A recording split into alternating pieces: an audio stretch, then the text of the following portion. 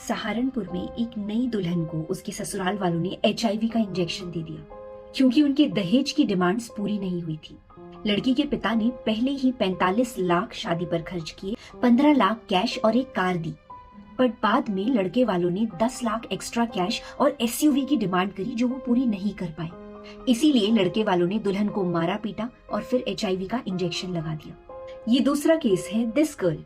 She was a national fencing player and a teacher. दहेज के लिए इनके साथ इतनी मारपीट हुई कि आज ये हॉस्पिटल में कोमा में है और इनके भाई माता पिता हेल्पलेसली इंसाफ के लिए भटक रहे हैं, क्योंकि लोग तो भूल जाते हैं न्यूज देख के, पर वो कैसे भूले।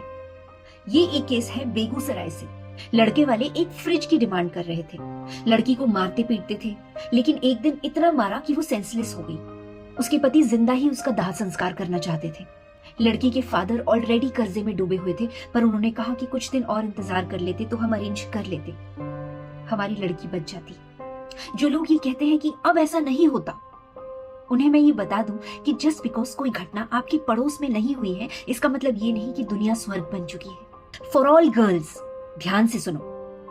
पॉइंट नंबर 1, डाउरी सपोर्टर्स हमेशा रहेंगे समाज में। आती हुई लक्ष्मी को कौन मना करता है, चाहे उसके लिए हमें मर्डर ही करना पड़े। ऐसे परिवार हर जगह हैं। डाउरी क्रिमिनल फैमिलीज कुछ साल जेल करके बाहर निकल आते हैं, उन्हें कोई सजाए मौत नहीं होती।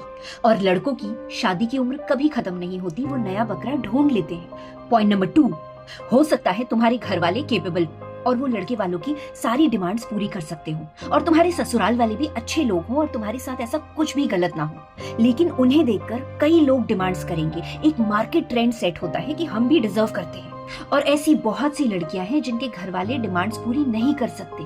तुम शायद बच जाओ क्योंकि तुमने पैसे दिए हैं, पर वो प्यार नहीं है, इस गलतफहमी में मत जीना। तुम शायद बच जाओ, लेकिन बहुत सी गरीब लड़कियां मारी जाएंगी तुम्हारी वजह से। Yes, you are responsible.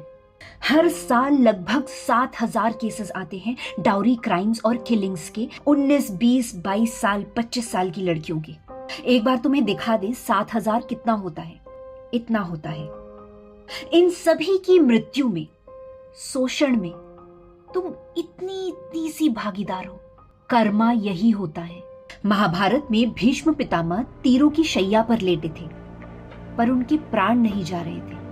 उन्होंने कृष्ण से पूछा कि मैंने हमेशा अच्छे कर्म किए हैं, कभी किसी का बुरा नहीं चाहा, फिर मेरे साथ ऐसा क्यों हो रहा है? श्री कृष्ण ने उनसे पूछा, हे पितामह, क्या आपको अपने पिछले जन्म याद है? भीष्म ने कहा, प्रभु, मुझे अपने पिछले 100 जन्म याद है, और उन 100 जन्मों में मैंने कभी किसी का बुरा नहीं किया। कृष्ण ने कहा, आप सत्य कह रहे हैं, आपने पिछले 100 जन्मों में भी कभी कोई बुरा कर्म नहीं किया, लेकिन 100 जन्म पहले एक जन्म था जब आप एक राजकुमार थे और एक दिन आप अपनी रथ में जा रहे थे।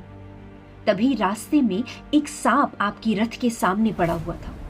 आपने बाण से उठाकर उसे बिना देखे ही पीछे झाड़ियों में फेंक दिया। सांप झाड़ियों में एक बेरिए के वृक्ष पर जा गिरा और वहीं उसके कांटों पर धंस गया। वो उसी कटीले वृक्ष पर 18 दिनों तक तड़पता रहा और अपने ईश्वर को याद करता रहा।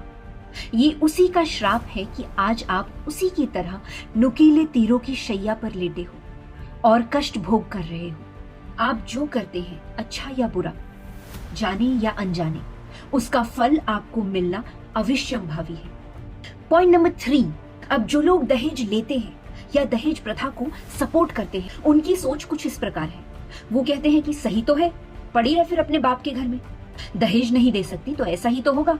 वो न सिर्फ दहेज प्रथा को जस्टिफाई करते हैं, they justify dowry killings and tortures. वो कहते हैं डाउरी तो लड़की के बाप ने दिया, लड़की ने थोड़ी दिया कुछ। And very important, point number 4, पैसा देकर प्यार मिले, वो भी कोई प्यार है? तुम्हारी जिंदगी का प्यार भी तुम्हारे पापा खरीद के लाएंगे? इस लायक भी नहीं तुम कि तुमसे कोई निस्वार्थ प्यार कर सके बिना कीमत लिए।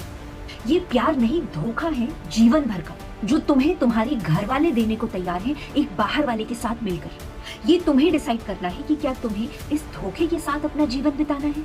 पैसा तो किसी क्रिमिनल के मुंह में भी ठूस दो, उसे भी तुमसे प्यार हो जाएगा। ये बात तुम्हारे माँ बाप नहीं समझेंगे कभी, इसीलिए तुम्हें समझना होगा, डाउरी देकर तुम क्रिमिनल्स पैदा कर रही हो और उन क्रिमिनल्स को देखकर और क्रिमिनल्स पैदा हो रहे हैं। And yes, you are responsible. बस जब तक तुम्हें समझ आएगा तब तक बहुत देर हो चुकी होगी, पीछे हटने का रास्ता नहीं बचा होगा। इस बात को इस समाज में कोई नहीं समझेगा, इसलिए तुम्हें ही समझना होगा। से नो नहीं, stand tall and fight against doubt.